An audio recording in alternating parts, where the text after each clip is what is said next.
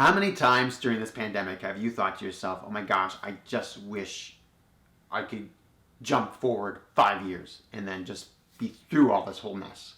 I'm sure there's a lot of people thinking that right now, even with the Ukraine crisis that's going on there. Just, oh my gosh, I just want to just get through this, get through 5 years and see where things are at.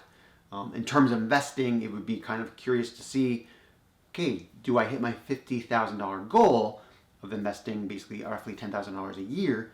Do I hit that target in 5 years or not? Time travel, in case you're not aware, does not exist. Great fiction, but doesn't exist. So we can't go forward in time.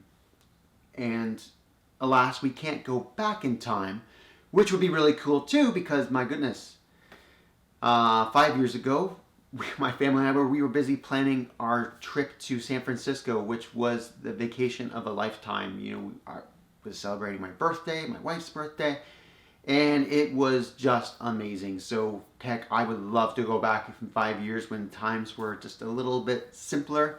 But again, alas, time travel does not exist. But in terms of investing, we have 5 years worth of data that we could actually look at. We could look at our investments as if we started 5 years ago and see where they get us today. And that's exactly what I did in this video.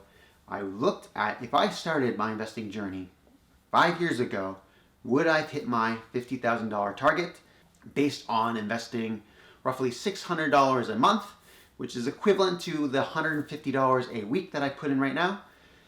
And if I started with just a simple balance of $1,000. So I'm going to show you 3 different scenarios, and I'll show you the difference between those 3, and we'll discuss what we want to do going forward. So stick around for that.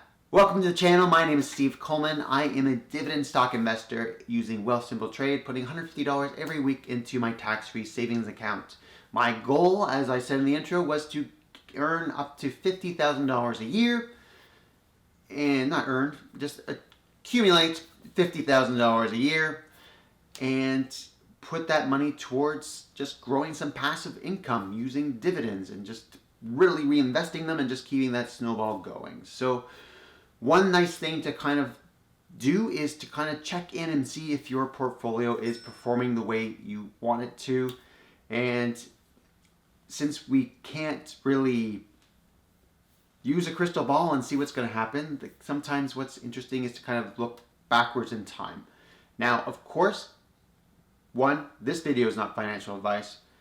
2, past performance does not equal or cannot be translated into future performance. So those are the 2 caveats with watching this video. It's just really kind of a thought experiment, just a what if statement to see what would have happened had I done one of 3 different things. So let's jump over to the computer and take a look at these 3 different scenarios. So my time machine is going to be Portfolio Visualizer, which I'll show here on the screen. It is a tool online at portfoliovisualizer.com. I am using the backtest portfolio asset allocation tool, where all you have to do is just enter in some of these parameters, which let's go full screen here. Choosing the time period of month to month. For my experiment, I'm going to be looking at 5 years, so my start year will be 2017, not 2017. In February, the end year is 2022. Again, last month will be February. The initial amount I'm going to put in is $1,000. That's roughly what I did when I first started investing. But then after that, I'm going to contribute a fixed amount of $600 monthly, with inflation adjusted, no rebalancing. Yes, my dividends will be reinvested. And after that, you could check out these other factors, but I just went with this. And then all we had to do was add in the different ticker symbols that represent our portfolio. So I went into my handy dandy spreadsheet, looked up my tax-free savings account, and looked to see what I'm currently sitting at. What are the ticker symbols? Typed them all in. That made up my portfolio 1 that will look at my portfolio after 5 years. But for thought experiment number 2, I decided to look at a portfolio that's made up of VDY, which is Vanguard's High Dividend Yield Interest Canadian ETF, as well as VFV, which is the Vanguard S&P 500 ETF. So of the US stocks. So it follows the S&P 500. So between that, 70% Canadian and 30% American. And then portfolio 3, I thought, okay, well, how does just all VDY, 100% in? You know, that is definitely a great option for anybody just starting out. Just put 100% of VDY.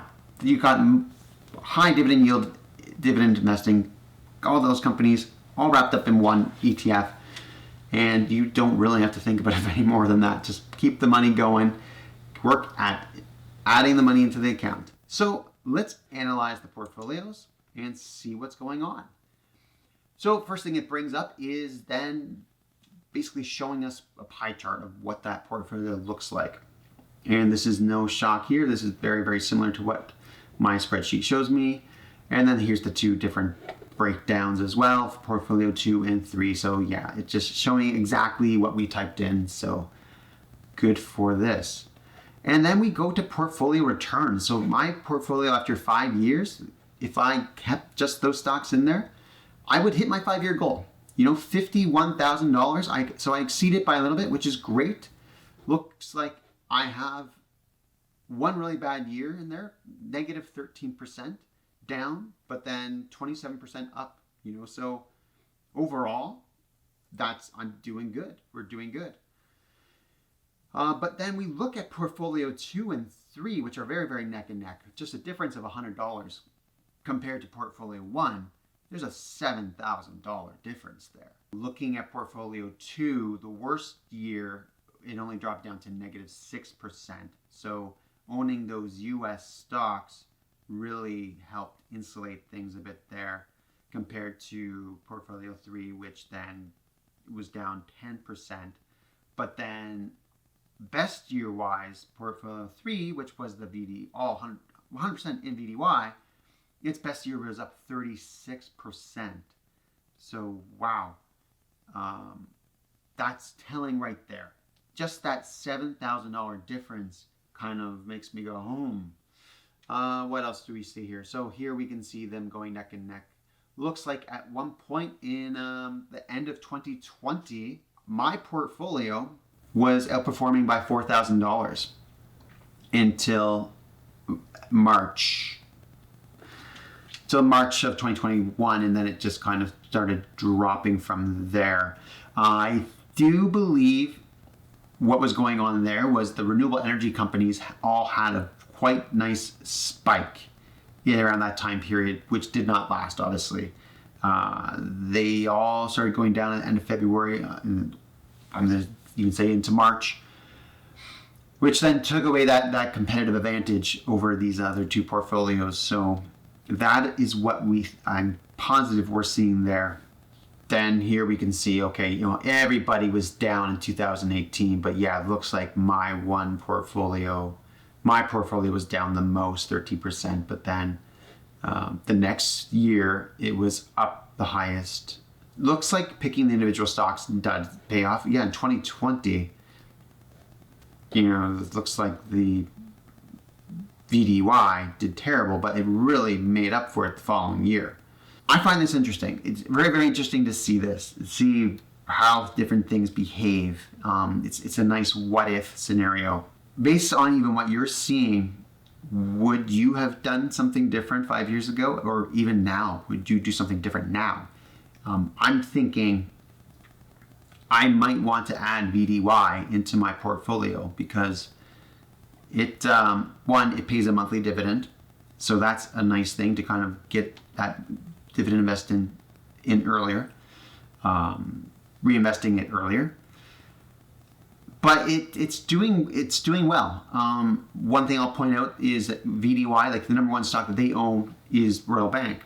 And that's part of my portfolio. It makes up the biggest part of my portfolio. You know, here it's rounded up to 14%. So I would be owning Royal Bank through individual stocks as well as through the ETF, which really maybe not that big an issue. One way to look at it is if I were to buy an individual share of Royal Bank right now, it is $137.61. Where if I buy VDY to buy, Royal Bank of Canada, plus a whole other bunch of high dividend yield ETFs or Canadian companies, it only costs $45.16. Since I only invest $150 every week, most of that money would always be going to Royal Bank or just to buy one share. They do have a nice dividend, hands down. I believe it is currently at 3.49%, which I think the ETF is around the 3% mark as well. This does not show it. I will find out and put it on the screen.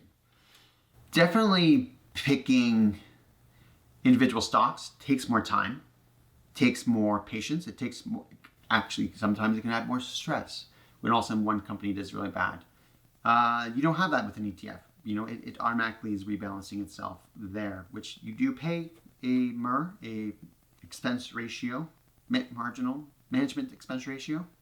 Again, I'll find out what that is, put it on the screen. But when I look again, the difference of $7,000 between the two different portfolios, I think that's worth it. I'm not about to sell all my stocks and put everything into VDI. I'm going to keep the stocks that I have, just maybe not put as much into them, to then just let them ride out and just see what happens. If one actually kind of goes down, then I'll pump it up as well. It will try and kind of keep to some of my micro goals, like one of which is to have 25% of my portfolio being in the renewables. So you never know, just like looking at the line chart here, all it's going to take then is, say, those renewables to kind of all take off again like they did at the end of 2020, and then suddenly my portfolio is outperforming these ETFs. I'm really curious to hear your thoughts on this shift potentially in strategy. Is this something you're currently doing? Are you happy with the outcome that you're getting? Leave me a comment, let me know. I'm on the fence here. I might do this mid-year. Again, have to hit that first target of 25% renewables. As well, I need to take a look and see if this fits into my overall goals for the year, or am I kind of taking things off course. I made a video that talks about all the different goals that I have. There's some great ideas there. Check it out as well. But we'll talk about this further in future videos, so stay tuned and keep it in the green, and we'll see you in the next one. Take care.